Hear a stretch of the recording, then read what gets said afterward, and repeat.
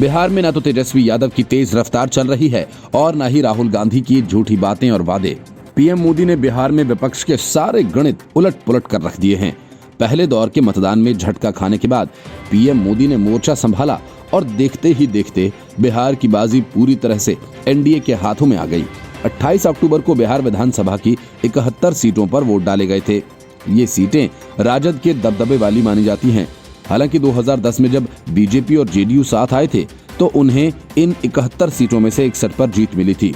2015 में जदयू जब राजद के साथ चली गई तो महागठबंधन को 53 सीटें मिली और तत्कालीन एनडीए केवल 14 सीटों पर सिमट गई थी। यानी इन सीटों पर जदयू जिधर होती है पलड़ा उधर झुक जाता है। लेकिन इस बार इन सीटों पर नीतीश कुमार को लेकर भारी नाराजगी साफ दिख रही थी। जीतन राम मांझी का साथ होना एनडीए के लिए इस तरह का कोई प्रभाव पैदा नहीं कर रहा था। ऐसे माहौल में मतदान से ठीक पहले मुंगेर में दुर्गा प्रतिमा विसर्जन के दौरान श्रद्धालुओं पर बल प्रयोग हुआ। इन सब फैक्टर का असर इन सीटों के मतदान पर भी दिखा। इन जगहों पर मतदान के बाद भी राजद के नेतृत्व वाला गठबंधन एनडीए पर भारी दिख रहा था। बीजेपी के सूत्र बताते हैं कि उनके इंटरनल सर्वे में भी पहले चरण की 71 सीटों में से मिले फीडबैक बेहद निराशाजनक हैं।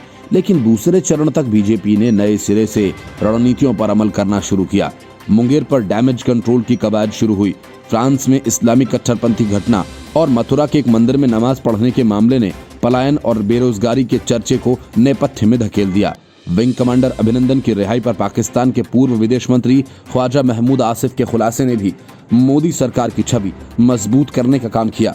प्रधानमंत्री नरेंद्र मोदी और उत्तर प्रदेश के मुख्यमंत्री योगी आदित्यनाथ की सभाओं के बाद राष्ट्रवाद, हिंदुत्व, ईसाई धर्मांतरण जैसे मसले चर्चा के केंद्र में आ गए।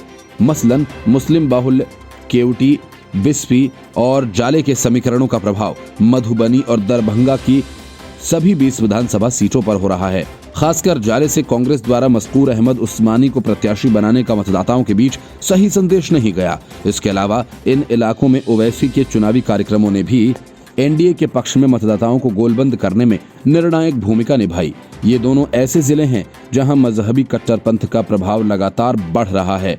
दरभंगा मॉड्यूल तो राष्ट्रीय स्तर पर चर्चित रहा है। इसके अलावा ईसाई मिशनरीज भी प्रभाव बढ़ा रही हैं। इसका सीधा फायदा एनडीए खासकर बीजेपी को हो रहा है। इसने महादलितों और अति पिछड़ों के बीच नीतीश कुमार के कमजोर होते आधार को भी रोकने का काम किया। इन सब का ही असर है कि कुछ दिन पहले तक जिन सीटों पर एनडीए उम्मीदवारों की हार तय लग रही थी, मतदान के बाद अब उनकी जीत के भी चर्चे जमीन पर अचानक होने लगे हैं।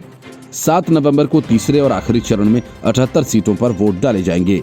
इसमें ज्यादातर सीटें सीमांचल और कोसी की हैं। साथ ही तिरहुत और मिथिलांचल की बची हुई सीटों पर भी वोट डाले जाएंगे। कोसी और सीमांचल की सीटों पर अल्पसंख्यक, महिला और प्रवासी वोटर्स का सबसे ज्यादा असर होगा। सीमांचल की तो कई सीटों पर 50% से ज्यादा अल्पसंख्यक वोटर हैं। पर एनडीए के लिए राहत की बात ये रही कि इन सीटों पर ओवैसी फैक्टर के साथ साथ हिंदुत्व और राष्ट्रवाद का मुद्दा भी कम रहा है। इन 78 सीटों में से 58 सीटें ऐसी हैं जहां पिछली बार पुरुषों से अधिक महिलाओं ने वोट डाले थे। अच्छी बात यह है कि महिलाएं, खासकर ग्रामीण महिलाओं के बीच नीतीश कुमार की लोकप्रियता अभी भी बनी हुई है। इस चरण में भितरघात और बगावत भी कई सीटों पर विपक्ष का सिरदर्द है। इस्लामी कट्टरपंथी के खिलाफ गोलबंदी का ही असर है कि कई सीटों पर राजद का माई समीकरण भी अब दरकता दिख रहा है। जबकि शुरुआत में ये वर्ग राजद के पक्ष में काफी मुखर और लामबंद दिख रहा था। इसको लग रहा था कि सत्ता में प्रभाव में लौटने का यही एक मौका है और तेजस्वी यादव की ताजपोशी तय है। लेकिन जैसे जैसे चुनाव आगे बढ़ा, माहौल बदलने लगा। सब जानते हैं कि मोदी के आने के बाद देश का, समाज का, सबका विकास हुआ है। असल में मतदाताओं पर मोदी का यही प्रभाव बिहार में एनडीए की उम्मीदों का पतवार है। Bureau report, news of India.